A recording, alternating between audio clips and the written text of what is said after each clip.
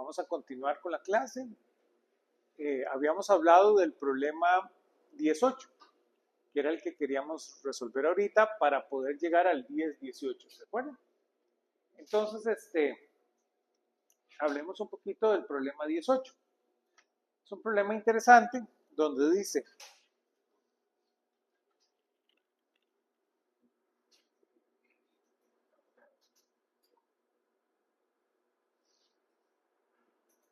si una partícula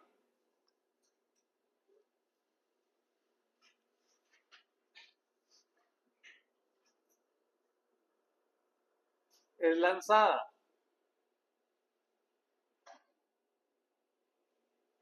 verticalmente hacia arriba,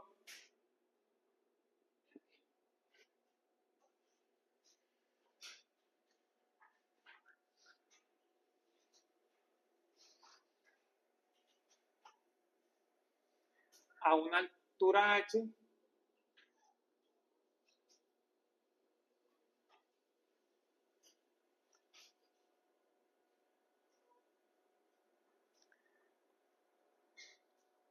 en un punto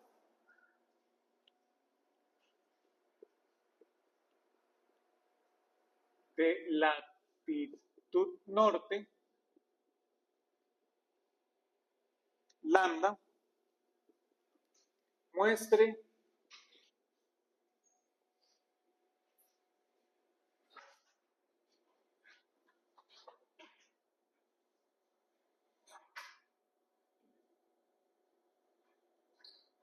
que el impacto en el suelo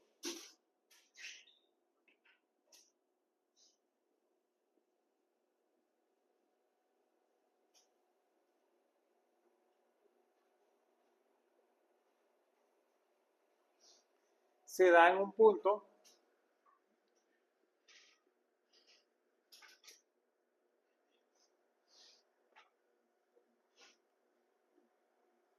cuatro tercios de omega coseno de lambda por la raíz de 8h al cubo dividido entre g hacia el oeste.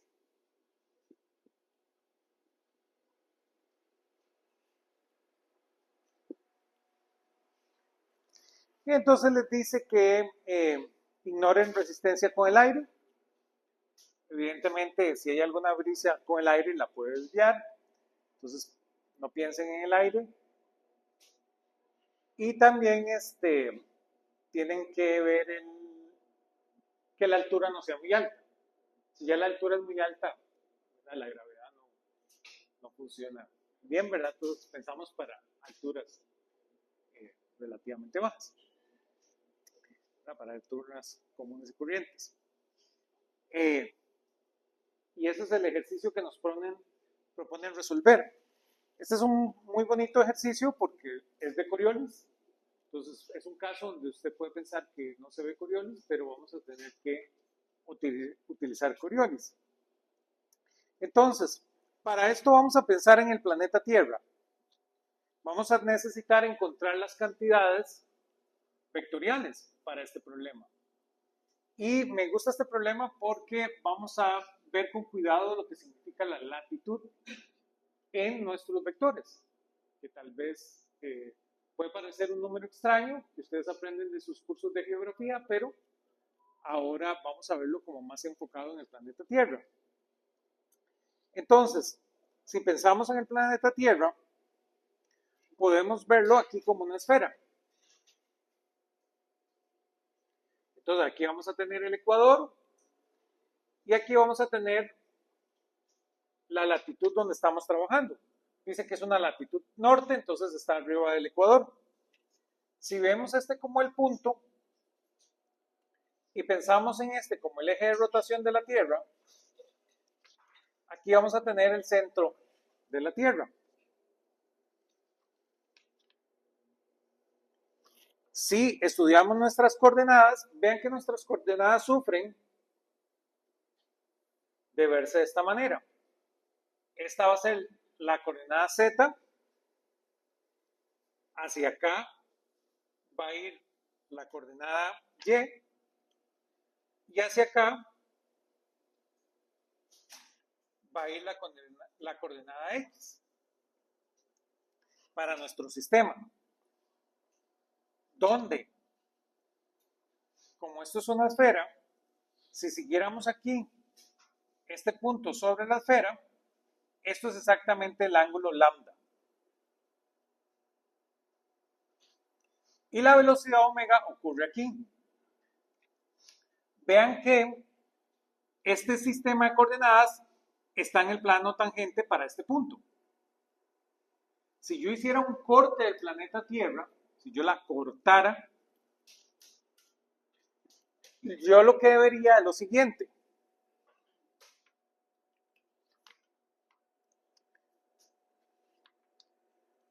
Vería este sistema de coordenadas, por decirle de una manera el azul, vería un círculo bajo ese sistema de coordenadas azul. Aquí va a estar el punto que estoy investigando. Y voy a tener el sistema de coordenadas rojo para ese punto, se va a ver de la siguiente manera. Este va a ser Z y este va a ser nuestro amigo X, donde Y se va a meter.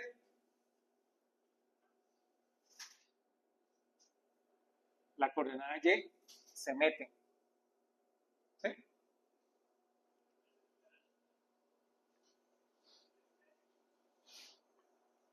¿Todos conmigo? Y vean que entonces el ángulo lambda se forma acá. Que ese ángulo lambda es la latitud.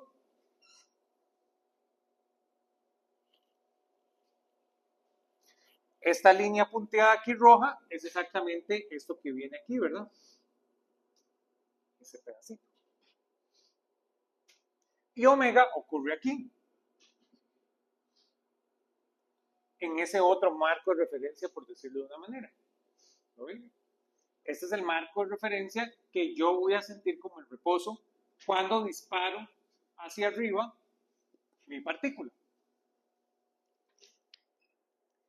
Entonces, vean que la velocidad de la partícula V no es más que 0,0 z punto. ¿Sí? Como está disparada verticalmente hacia arriba, solo tiene coordenada en Z. En la dirección K, por decirlo de una manera. Vean que ahora tenemos que estudiar omega vector. Y aquí es donde tenemos que usar nuestras mejores habilidades. Claramente, voy para que ustedes para poder encontrar mejor el vector omega, pensémoslo, ¿verdad? Él simplemente es como si ocurriera acá.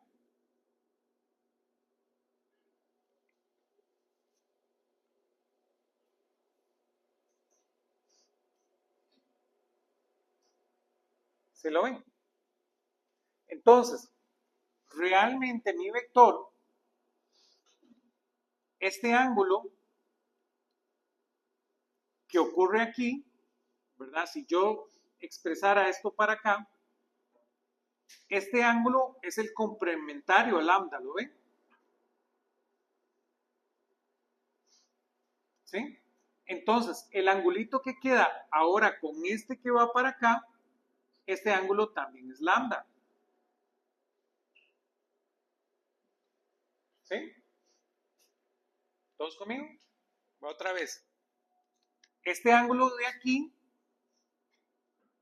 voy a llamarle alfa, pero ustedes saben que alfa es el complementario lambda, ¿verdad? Este que está aquí es alfa. Pero entonces, este que queda aquí, como este también es de 90 grados, es lambda. Entonces, si yo quiero encontrar omega, vean que omega va a ser menos omega coseno de lambda ¿Lo ven? ¿Por qué es negativo? ¿Verdad? Va contrario al movimiento en X.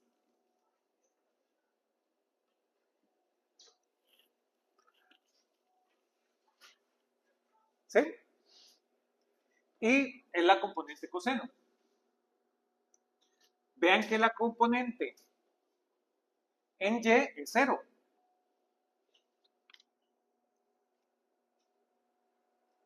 Y la componente en Z, vean que esa va a ser omega seno de lambda.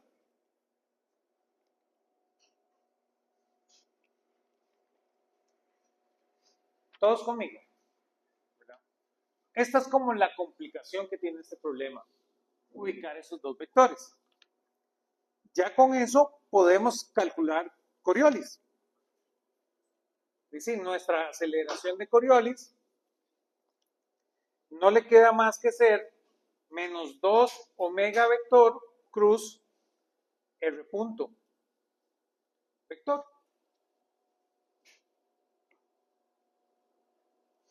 Claro, este objeto es 2 omega por 0, menos z punto coseno de lambda, 0.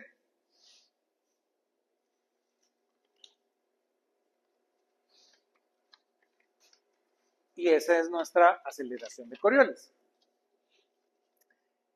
Ya con nuestra aceleración de Coriolis necesitamos ver el movimiento del proyectil, de la partícula que estamos lanzando.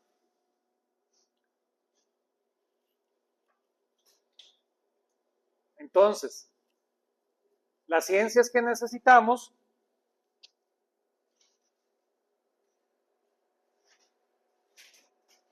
encontrar cuánto va a ser la velocidad inicial.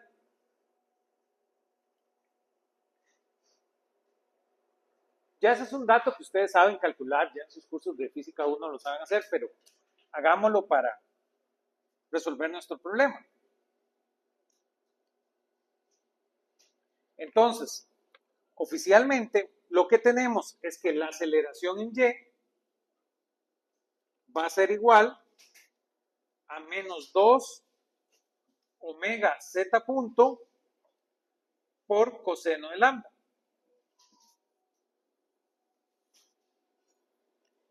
Esa es la aceleración en Y que siente la partícula.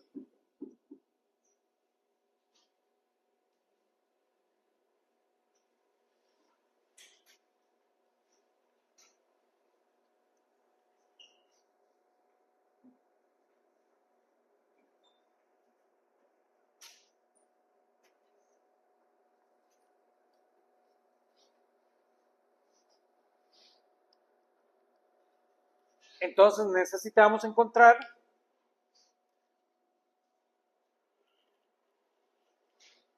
cómo va a ser el movimiento en Y. Entonces necesitamos resolver esta ecuación diferencial. Pero para resolver esta ecuación diferencial ocupamos z punto. Pero z punto de ahí es bastante conocido para ustedes, ¿verdad? Es simplemente el lanzar ese proyectil. Entonces, z punto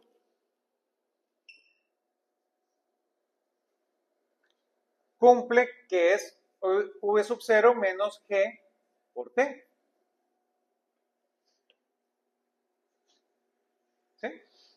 Hasta ahí no hay nada extraño. Eso es.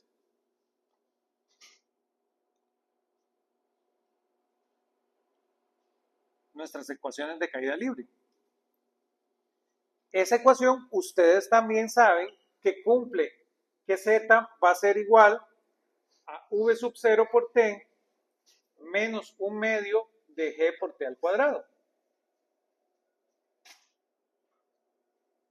Igual, desde la caída libre. De estas dos ecuaciones, si yo sustituyo aquí el tiempo y la introduzco acá, puedo saber cuánto vale el tiempo de vuelo. Y con eso puedo obtener cuánto va a ser v sub 0. Si llega hasta una altura h. ¿Sí? Eso es algo que ustedes también Lo saben hacer, ¿verdad? El problema nos da ese dato de una altura h. Entonces necesito reescribir el problema a partir de la altura h. Entonces, vean que para h, esto implica que h es igual a v sub 0 por t menos un medio de g por t al cuadrado, ¿verdad? Que esto es exactamente el tiempo de subida, por decirlo de una manera. El tiempo final de subida.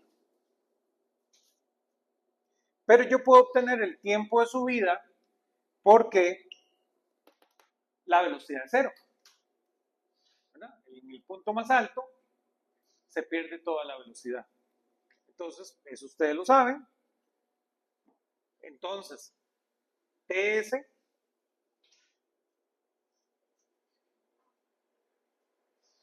implica que 0 es igual a v sub 0 menos g por TS, ¿verdad?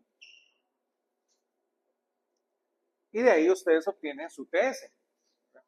Esto implica que el tiempo de subida es igual a v sub 0 entre g. Entonces, si ustedes sustituyen en la altura, eso les da la famosa fórmula que la velocidad inicial es igual a la raíz de 2g por h.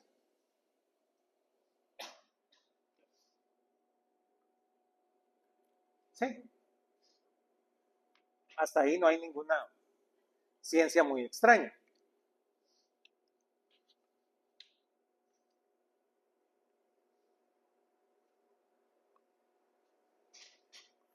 Voy a borrar por acá porque ya me quedé sin pizarra.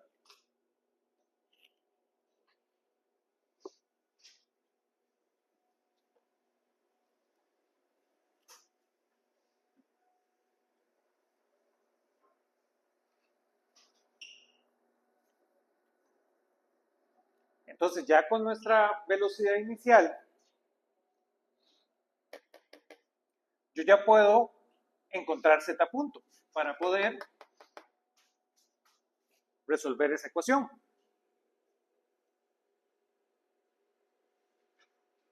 Y no solo eso, yo sé cuánto va a ser el tiempo de vuelo, porque el tiempo de vuelo es 2 veces el tiempo de subida. Lo mismo que dura en subir es lo mismo que dura en bajar. Entonces, yo puedo saber cuánto vale z punto entonces para ese caso, para poder encontrar cuánto vale y. Entonces, esa es nuestra norte. Entonces, yo lo que voy a hacer primero es integrar y, de tal manera que voy a tener, integrar y punto punto. Entonces, voy a tener que y punto es igual a menos 2 omega z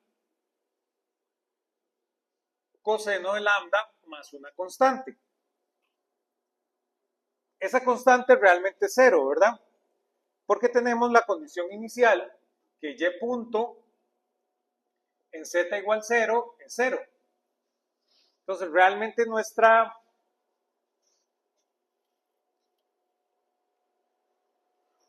y punto, ¿verdad? Implica que y punto es simplemente menos 2 omega z por coseno de lambda. Y ahora puedo sustituir z. Entonces, esto implica que y punto realmente es igual a menos 2 omega por coseno de lambda por z, donde z es v sub 0t menos un medio de g por t al cuadrado. Pero yo sé cuánto vale v sub 0. Entonces, realmente esto es lo mismo que omega coseno de lambda por gt cuadrado menos 2v sub 0t cuadrado.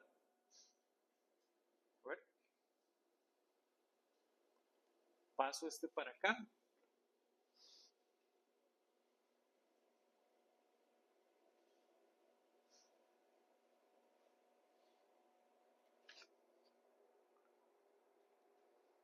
Entonces, este me cancela este.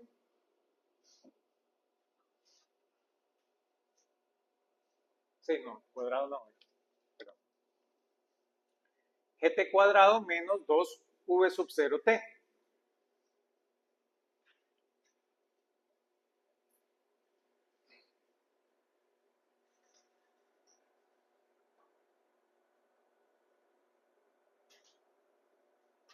Y ahora sí puedo integrar, ya habiendo sustituido mi valor de Z, yo puedo integrar esta cantidad. Entonces, esto implica que mi amigo Y es realmente omega por coseno de lambda por la integral de esto, que es relativamente sencilla. 1/3 de G por T cubo menos 2V sub 0 T cuadrado. No, y dividido entre 2, entonces se me va este 2, ¿verdad? ¿Sí? Entonces ahora sí, este va a ser mi Y. Ya con ese valor de Y, yo necesito saber cuánto vale T cuando toca el suelo. Pero ya lo dijimos, ¿verdad? Eso es 2 veces esto. Entonces, sustituyendo,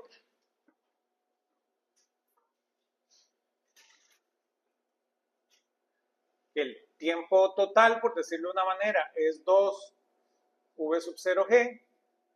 Esto implica que mi Y es igual a omega coseno de lambda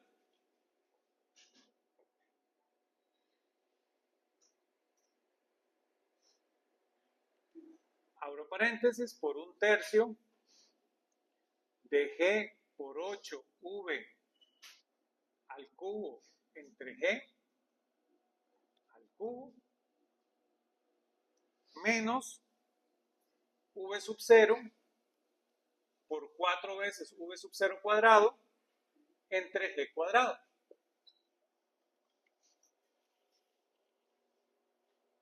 ¿Sí? Este es el cubo, este es el cubo, este es el cuadrado, este es el cuadrado.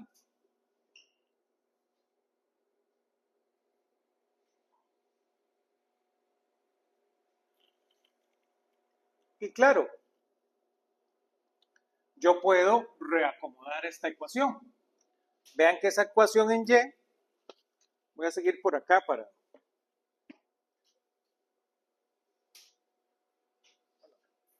Voy a borrar acá este pedacito.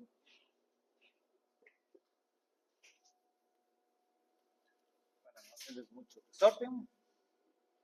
Entonces vean que mi Y va a ser igual entonces a menos 4/3 de omega por coseno de lambda por V sub 0 al cubo entre G.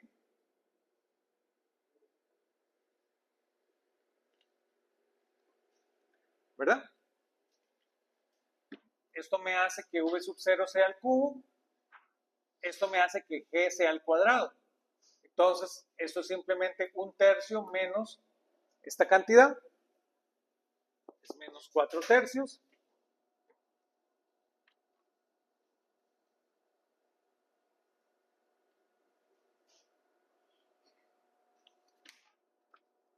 Y ahora sí, yo sé cuánto vale V sub 0. Entonces puedo sustituir V sub 0. Eso hace que Y sea igual a menos 4/3 de omega por el coseno de lambda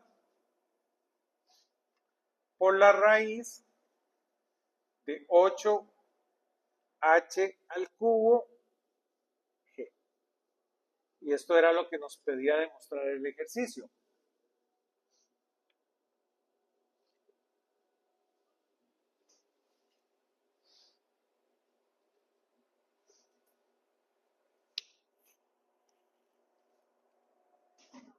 ¿Qué significa ese negativo?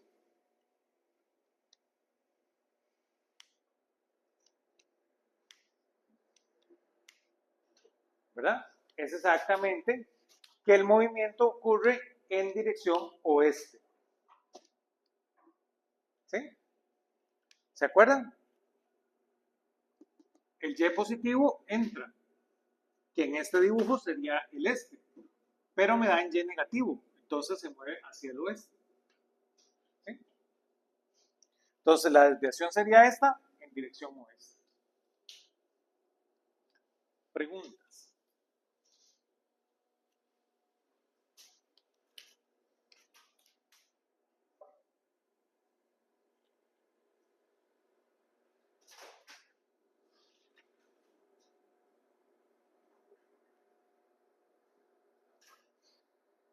Y este ejercicio es un poquito del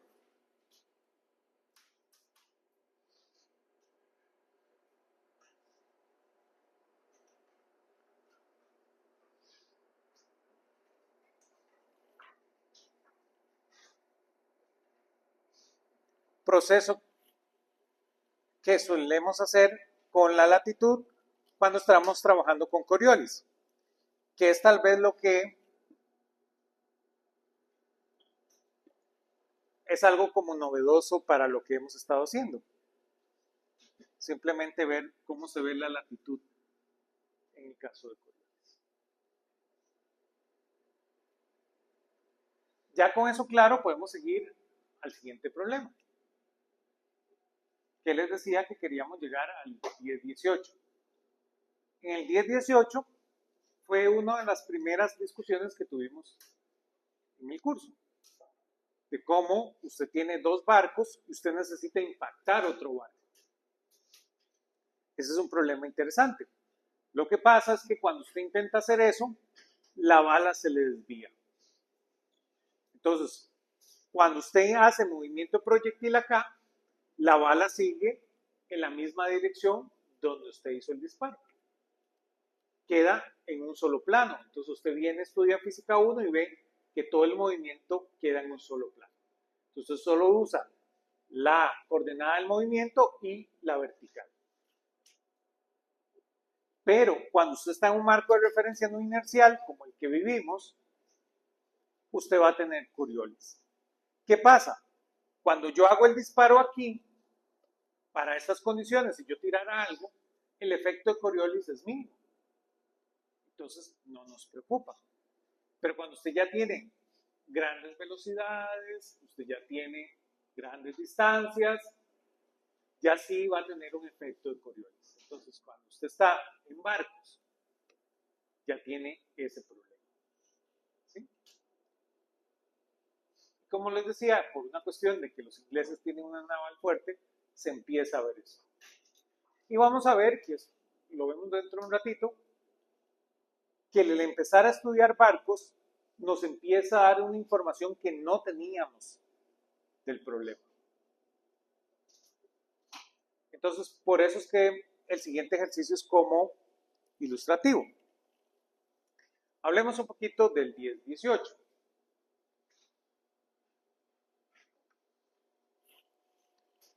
Voy a borrar.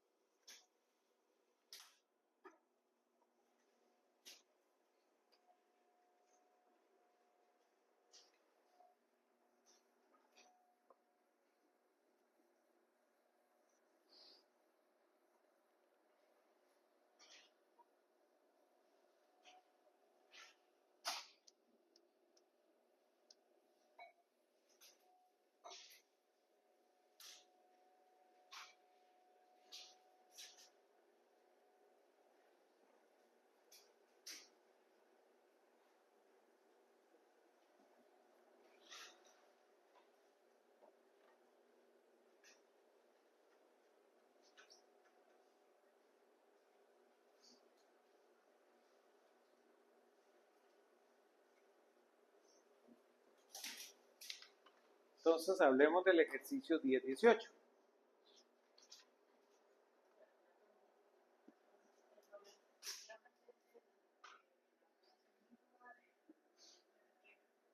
¿Perdón?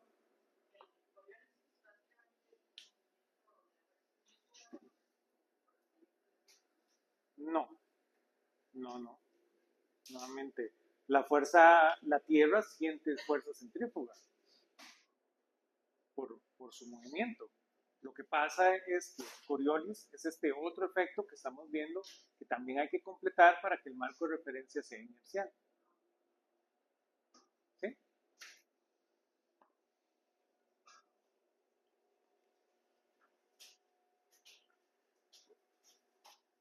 Y el 18 dice,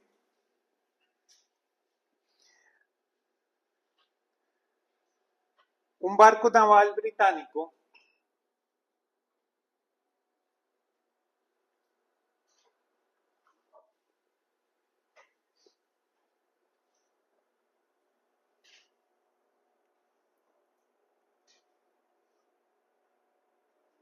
dispara un proyectil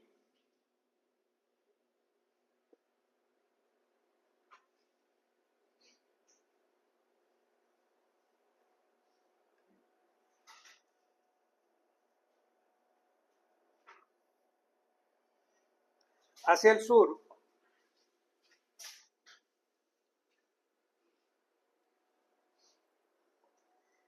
cerca de las Islas Falkland.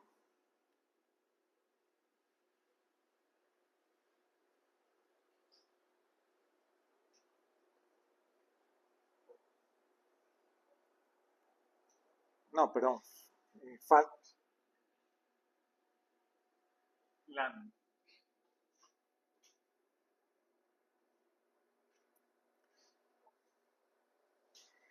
A una latitud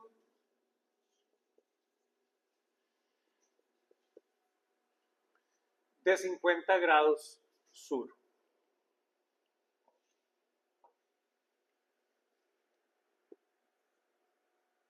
Sí, el proyectil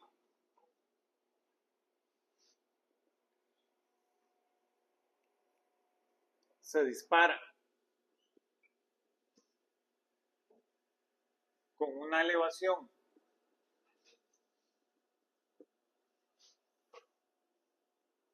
de 37 grados y velocidad de 800 metros por segundo,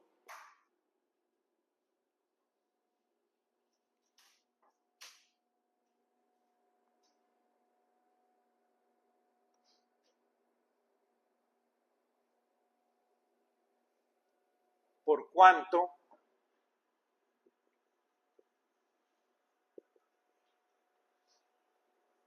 y en qué dirección falla el impacto.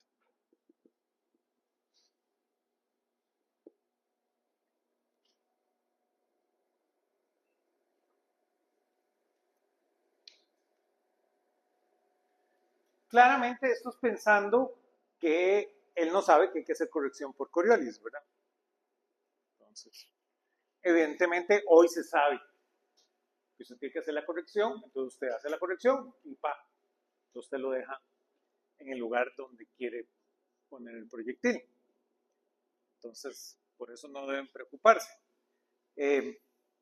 Ahora que está este asteroide o meteorito que viene en dirección a la Tierra y hay una probabilidad, ¿verdad? Ustedes saben, como del 2% que choque contra la Tierra. Entonces se va volviendo interesante esto. Una de las formas, usted puede lanzar un misil nuclear y partirlo, ¿verdad? Hacerlo polvo si le da la gana. Pero vean que no es un problema tan sencillo. Usted va a necesitar un grupo de físicos que calculen bien cuál va a ser ese impacto, cómo se hace, qué dirección se apunta. Porque el proyectil tiene que salir del planeta Tierra. O se puede inventar otras condiciones, pero tampoco puede dar por un sentado que no va a haber un efecto de no inercialidad. ¿Sí? Por eso tiene los otros planetas y tiene todo este tipo de cosas. Entonces, si ustedes necesitan deshacerse de un asteroide, llamen a su físico de confianza, ¿sí? Porque no les pase este barco británico.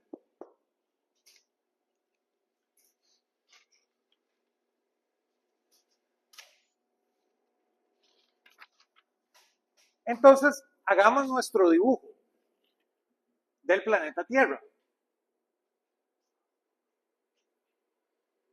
Claramente ahora está en el sur.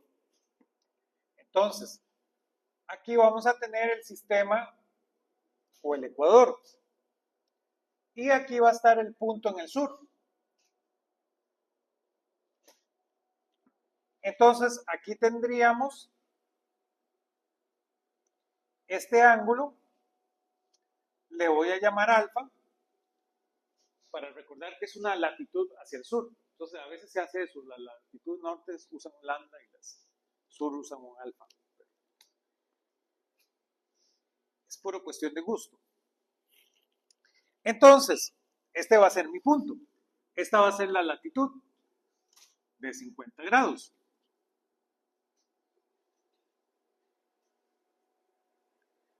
Entonces, aquí voy a tener mi sistema de coordenadas. Voy a hacerlo en rojo, que ese es el sistema de coordenadas no inercial.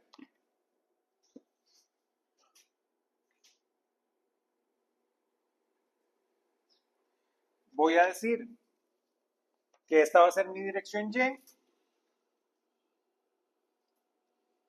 Y esta que va para acá es mi dirección X.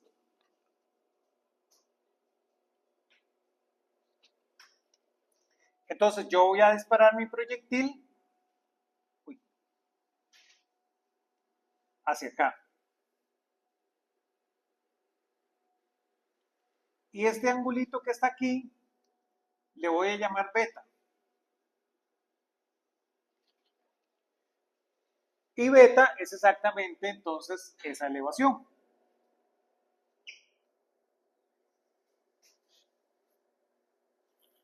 Entonces vean que la velocidad de mi proyectil es Vx, Vy y 0. No tiene la tercer componente. Entonces, esto es lo mismo que V sub 0 coseno de beta, V sub 0 seno de beta, menos GT. Y 0. Movimiento de proyectiles, ¿verdad?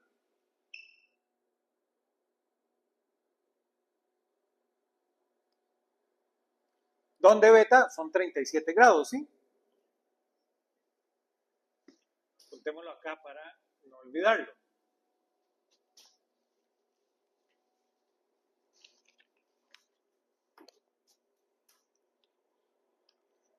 Y ahora tenemos que calcular omega. Ya ustedes son hábiles en calcular omega.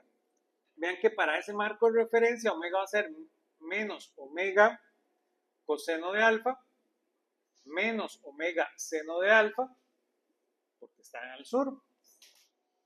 Pero pueden calcularlo como hicimos hace un rato. ¿Sí?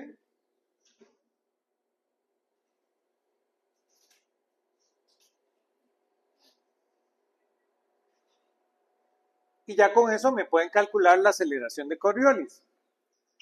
La aceleración de Coriolis va a ser igual entonces a 2v vector cruz omega vector, que esto va a ser igual entonces a menos 2v sub 0 coseno, perdón, menos 2v sub 0 omega coseno de beta seno de alfa más 2 veces v sub 0 seno de beta menos gt por omega coseno de alfa.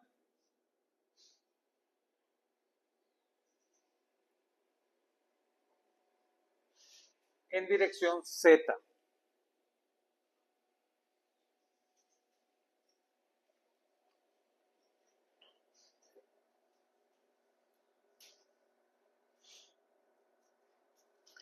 Y ahora muy parecido, necesito con la aceleración calcular la velocidad y con la velocidad calcular la distancia. Entonces, vean que la velocidad de Coriolis, por darle un nombre,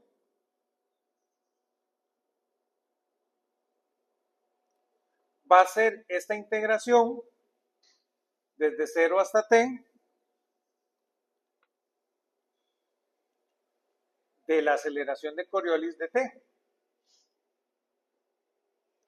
Y entonces, claro, podemos hacer esa integración. Esa integración nos va a dar 2v sub 0 omega t por coseno de beta seno de alfa menos seno de beta coseno de alfa menos gt cuadrado omega coseno de alfa.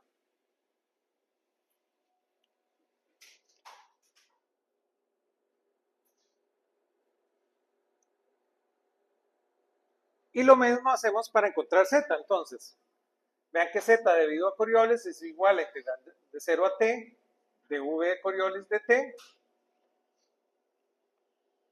Y esa integral les da menos v sub 0 omega t cuadrado seno de alfa menos beta menos gt al cubo de omega coseno de alfa tercios.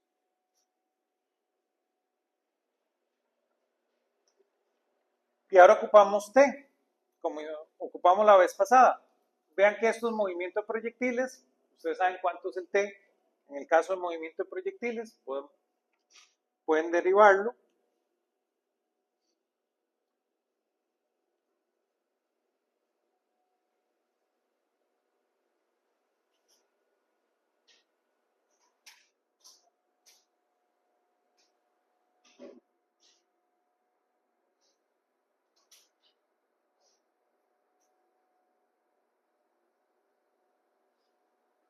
Y si hacen eso, entonces les da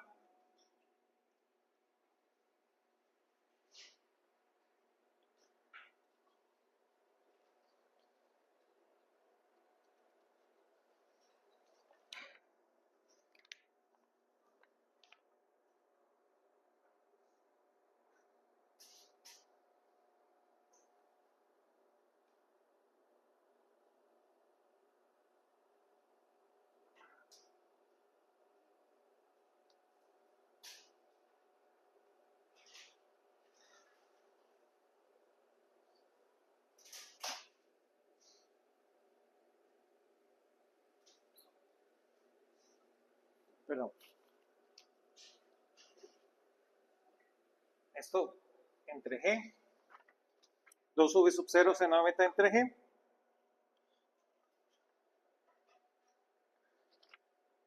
ese es el tiempo de vuelo de un proyectil. Entonces, sustituyendo este dato acá, ustedes pueden determinar que el z de Coriolis anda por los 260 metros.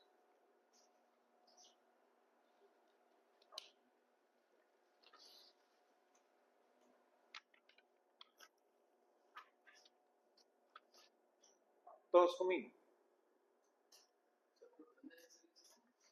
¿Perdón? Ese es el tiempo de vuelo del movimiento de proyectiles. ¿Perdón?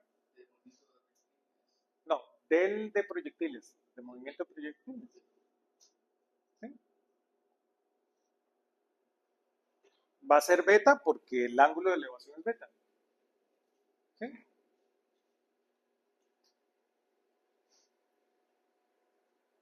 ¿Todos conmigo con movimiento de proyectiles? ¿Sí?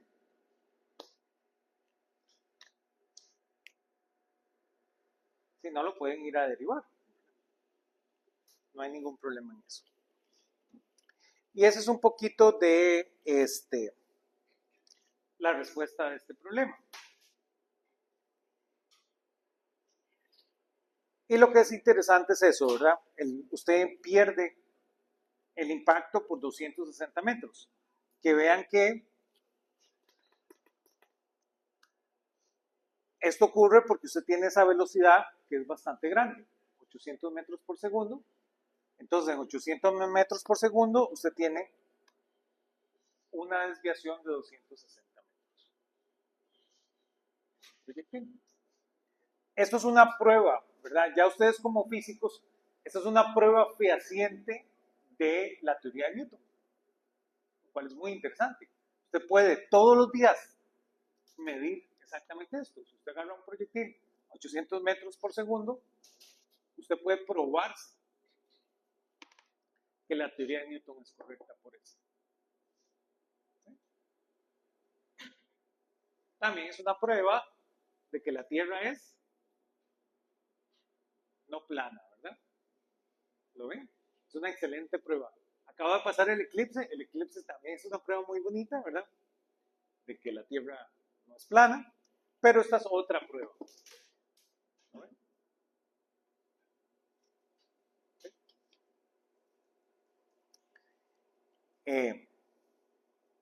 Vean que si la Tierra fuera plana, no tenés latitud.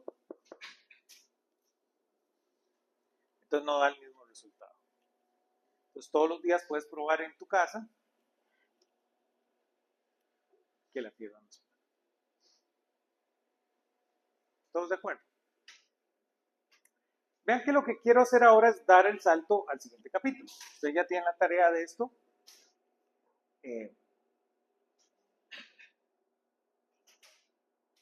Y ahora queremos avanzar al capítulo 11. Y les contaba que tiene que ver mucho con barcos. Para contar esta historia tenemos que llamar a un amigo del cual hemos hablado un poco.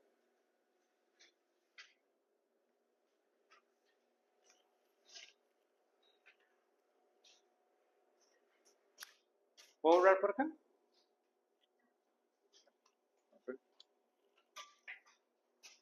Para contar esta historia, el capítulo 11 se llama sobre la dinámica de los cuerpos rígidos.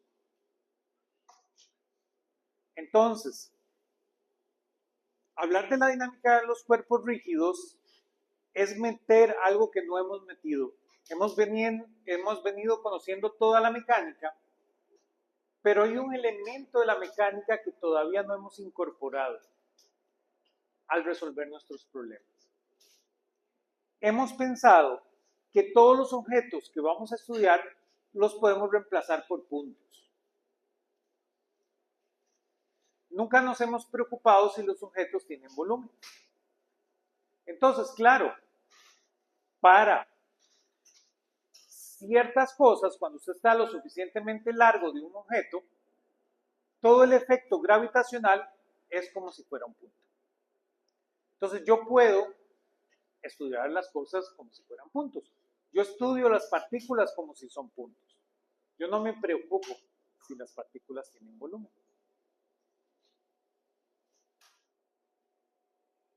Pero la pregunta del millón es, ¿qué pasa si yo voy a tener un problema donde el volumen ahora es importante? Este es un problema de ellos.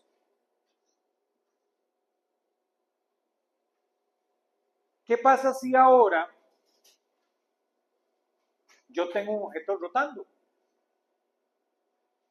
Ya ese objeto puede parecer que no se mueve, pues siempre está ubicado en el mismo punto. Pero si ese objeto está rotando, ya yo me tengo que preocupar del volumen. ¿Sí? Entonces, como los barcos son objetos muy grandes, y usted se monta en un barco, y usted se empieza a hacer preguntas, el movimiento de proyectiles sobre el barco. ¿Qué pasa si yo empiezo a jugar tenis sobre un barco? ¿Afectará algo el movimiento del barco? ¿O cómo lo afecta a nuestras ecuaciones? Ya vimos el tema de el marco de referencia. Pero ¿qué más puede pasar? Vamos a ver, en este capítulo terminamos con el caso de un trompo. Todos ustedes han jugado con trompo. Pero el trompo es algo que es como maravilloso. Ustedes les cuesta lograr bailar un trompo. Nadie a la primera baila un trompo. ¿Sí? Es muy difícil. ¿Qué determina esa velocidad? Un trompo tiene una forma muy particular.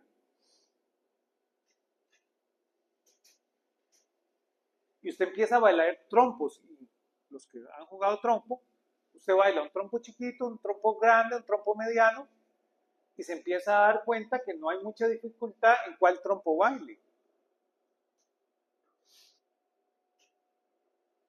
¿Sí? Ese es el problema objetivo al que vamos a, con ese terminamos el capítulo. Les voy a traer aquí un trompo, que es bien interesante, que usted lo baila y se da vuelta. Se pone en cabeza. ¿Por qué? Entonces, eso vamos a tener que aprender un poquito más para explicarlo. Voy a borrar por acá.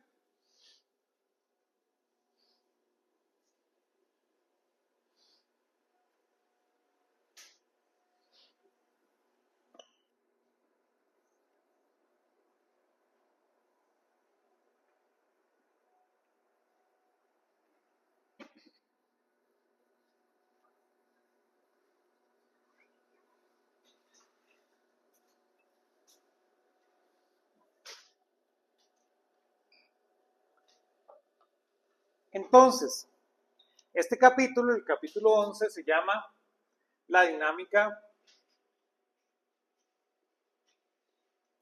de los cuerpos rígidos.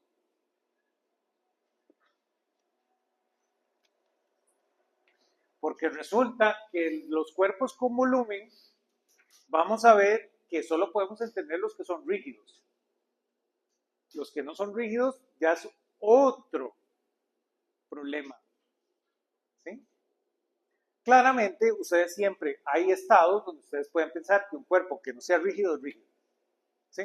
Probablemente una mesa no es rígida, pero si usted no le da un impacto lo suficientemente grande, ya no va a perder su estructura. Entonces estamos ahí en una definición de rígido, pero hay muchas cosas que son aproximadamente por mucho rato un cuerpo rígido. El planeta Tierra no es un cuerpo rígido, pero por mucho tiempo, para estudiar ciertas cosas, se comporta como un cuerpo rígido.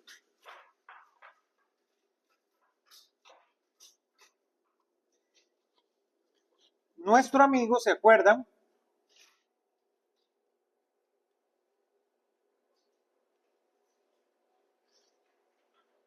Es ni más ni menos que Euler.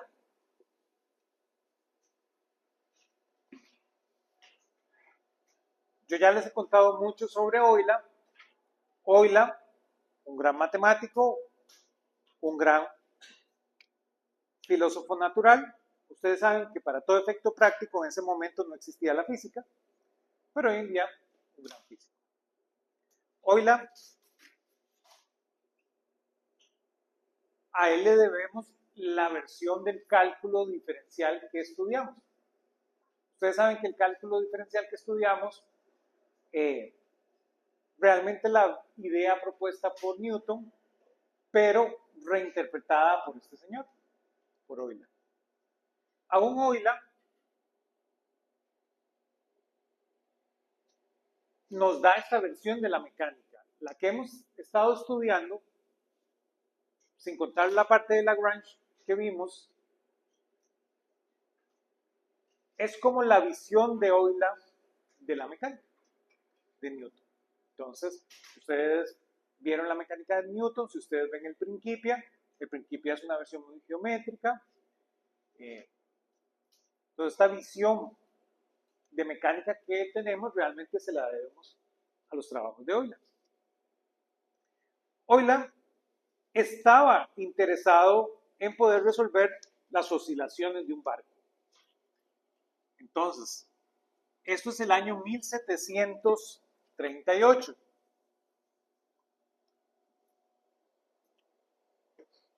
Y nuestro amigo Euler estaba resolviendo las oscilaciones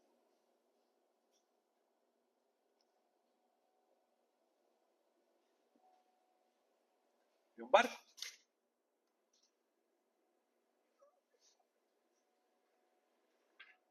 Entonces, todas las personas que se han montado en un barco saben que el barco tiene algún movimiento, debido a que está en el agua, y el agua es un fluido, entonces tiene algún tipo de oscilación.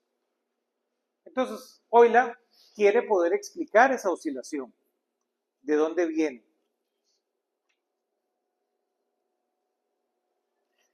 Pero queda horrorizado trabajando ese problema.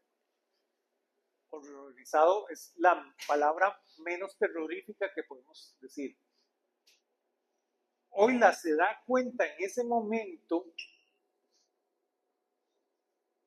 que la segunda ley de Newton no es suficiente para resolver este problema.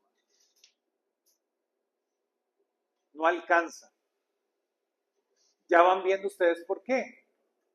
Y aunque esto puede sonar histórico, tiene mucho significado en la física.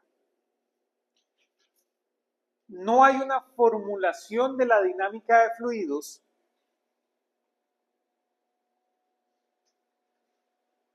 que se pueda usar lagrangianos. ¿Lo ven? No hay una visión lagrangiana de la dinámica de fluidos. No hay, no puedo escribir el lagrangiano de la dinámica de fluidos. Es un problema abierto en la física. Entonces, el mismo Newton, sus últimos trabajos rondaban a la dinámica de fluidos, a los casos no lineales. Y Newton se asusta también de no poder resolver nada por ahí. Y ahora, este problema tan sencillo de un barco,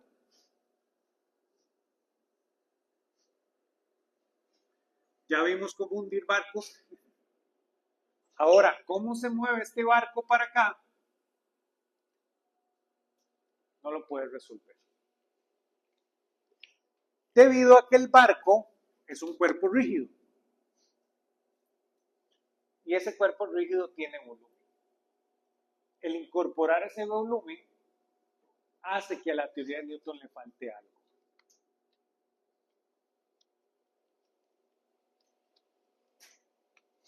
El problema es que la segunda ley de Newton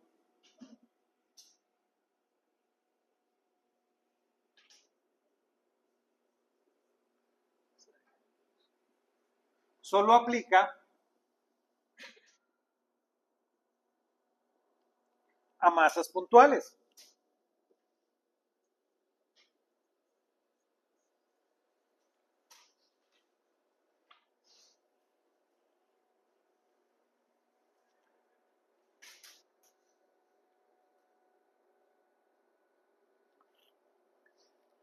Y ya pasar a cuerpos infinitesimales no es trivial.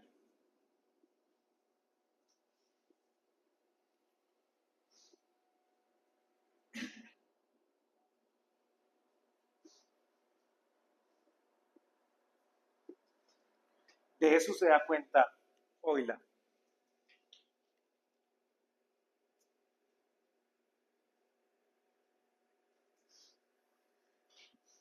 Y aquí les puedo dejar una excelente recomendación, sobre todo que estamos en marzo.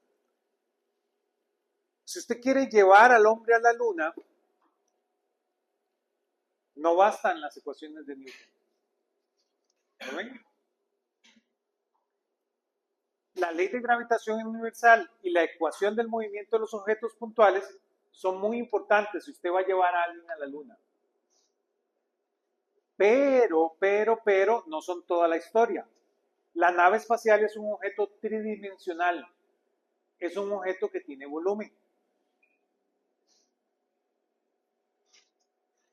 Y esa dinámica Newton no la estudió.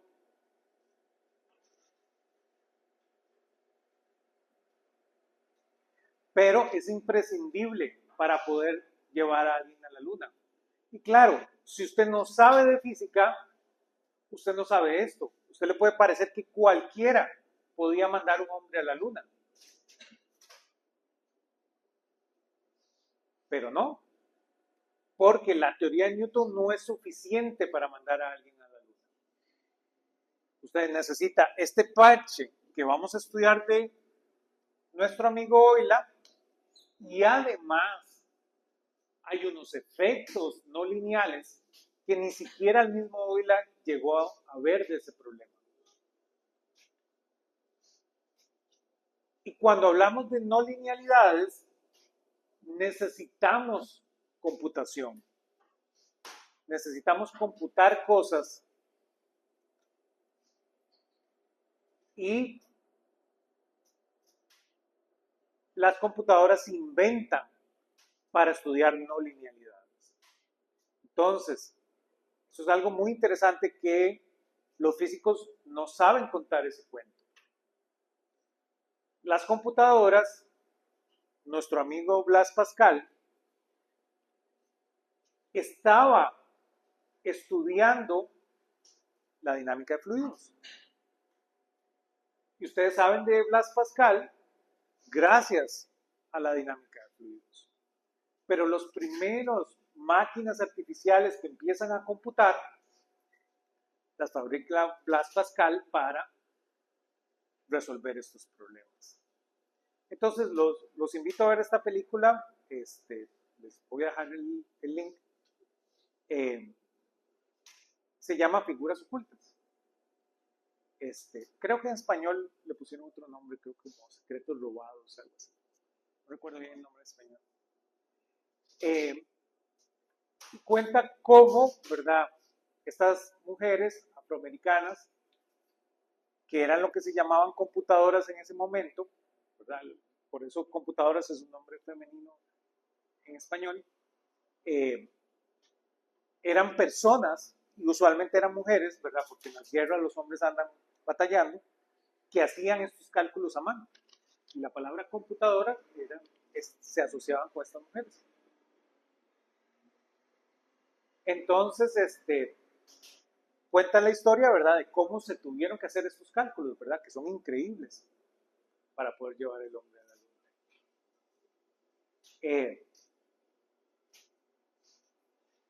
Algo muy interesante que siempre me lo preguntan, ¿verdad? Es si usted cree que el hombre llegó a la luna. Esa es una pregunta muy tonta, pero vamos a aprender en este curso, que es una de las cosas muy interesantes, cómo cuando usted ve las fotos del hombre en la luna, usted esas fotos no las puede falsear. Las sombras de esas fotografías se logran a un ángulo que no se pueden lograr en el planeta Tierra. Por el tema de la atmósfera, que hay dispersión en la luz.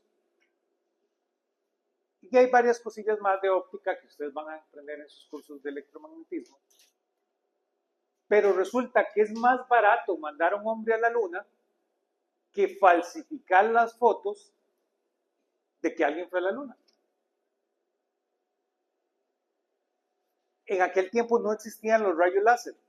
Para poder hacer una foto, usted necesita primero inventar rayos láser, ¿lo ven? Porque usted tiene luz sin dispersión, y la luz sin dispersión se llama rayo láser.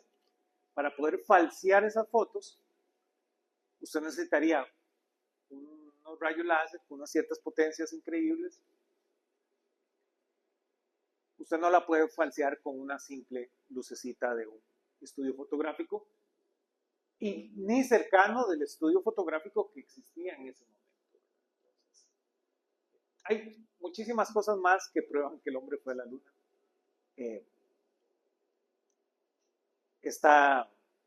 Ahí está esta plaquita que se puede ver, se puede observar, ¿verdad? Está este famoso capítulo de Big Bang Theory donde lanzan un láser y va y vuelve de la luna, ¿verdad? Que es una prueba de que el humano estuvo ahí. Entonces, y la existencia de la estación espacial es también una prueba. La tecnología que se necesita para llegar a la estación espacial muestra de que usted está a un paso de llegar a la luna. Entonces nada más, no hay ningún interés de qué hacer en la luna, ¿verdad? Es un poquillo vacilón, pero los invito a ver la película, es bastante interesante. Esa parte, cómo usted necesita completar con esa parte no lineal todas estas ecuaciones de la mecánica. ¿De acuerdo?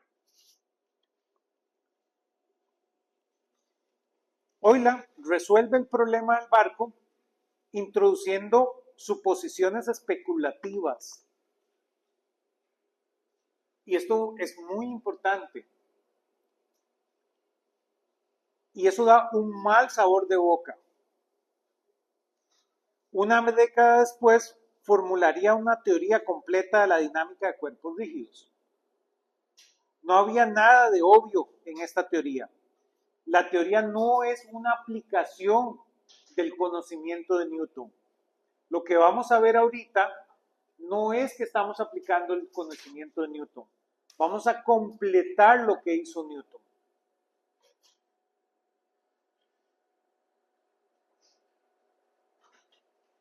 Para decirlo de una manera un poco rimbombante, ustedes van a resolver problemas en el examen que Newton no sabría cómo resolver. ¿No?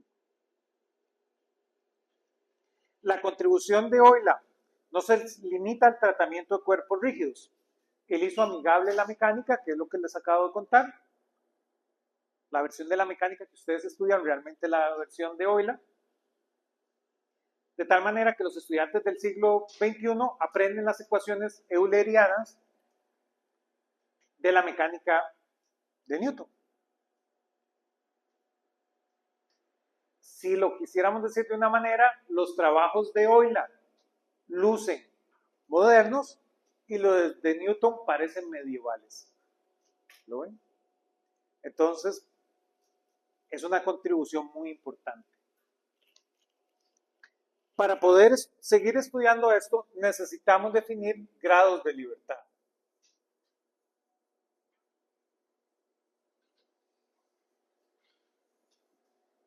Necesitamos avanzar en ese concepto. Vean que nuestra partícula es un objeto con dimensión cero. ¿Sí? Entonces, yo para describir lo interno de la partícula basta con una posición.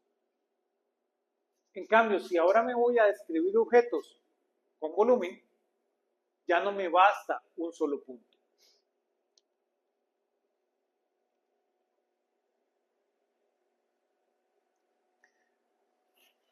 Hablamos de cuerpos rígidos porque, por supuesto, el cuerpo más sencillo de tratar son los rígidos.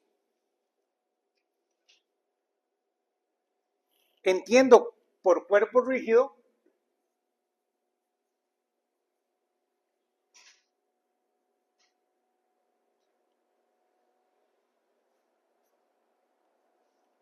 el cual la distancia entre las partículas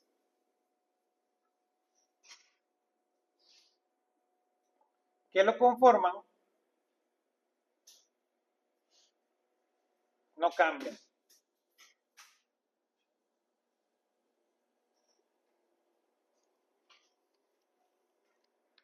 Por supuesto, no existen cuerpos rígidos. Son una idealización de lo que es una silla, de lo que es una mesa, de lo que es una pared. Pero esa idealización es una buena aproximación.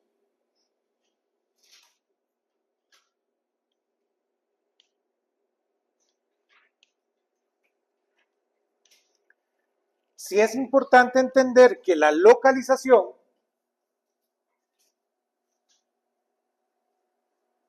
sí está definida por 3 puntos.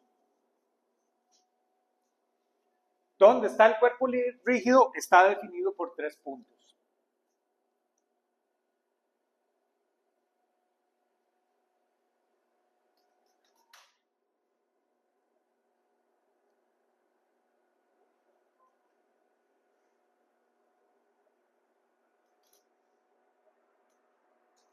¿Por qué 3 puntos?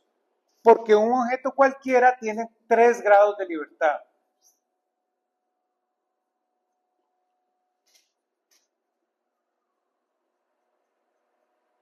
¿No ven?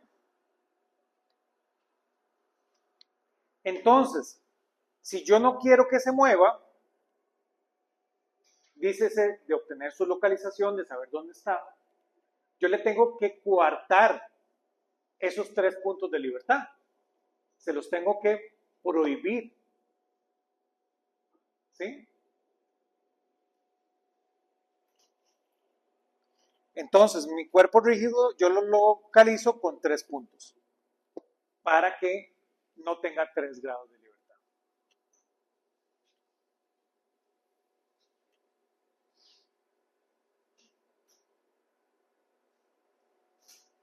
Entonces, piensa en un cuerpo rígido que tiene 3 grados de libertad.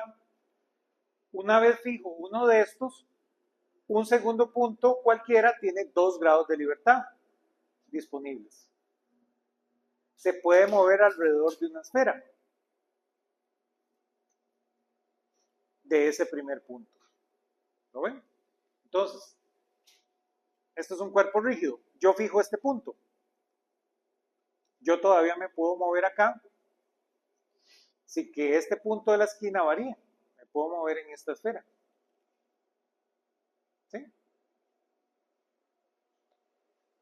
Ahora, si yo fijo un segundo punto, donde sea, por ejemplo este, ahora yo solo me puedo mover en un círculo, ¿lo ven? Y si fijo un tercer punto, ya esto no se mueve.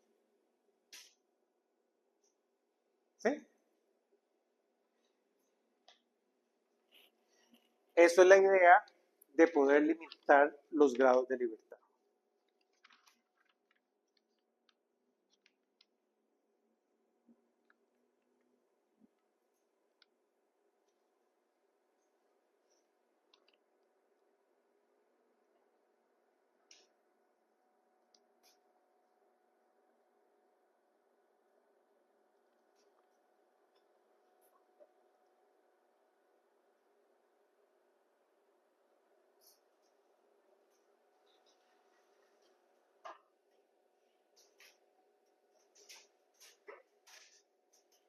Todos conmigo.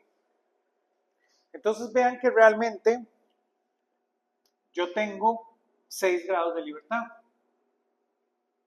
3 grados debidos a la traslación y 3 grados debido a la rotación.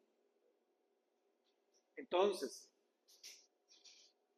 el de la traslación está muy bien definido, eso ustedes lo entienden bastante. Sería como sustituir este objeto rígido por una partícula. ¿Lo ven? Ya hemos aprendido sobre esto. La idea del centro de masa funciona para eso.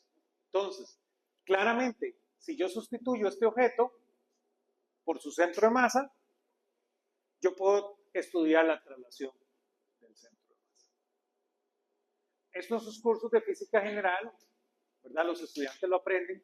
Ellos ven cuando se lanza un bastón en forma de proyectil. Entonces, ese es un experimento muy bonito. Usted lanza un bastón y usted ve cómo el centro de masa del bastón se mueve en una parábola. aunque el bastón va dando vueltas. ¿Sí?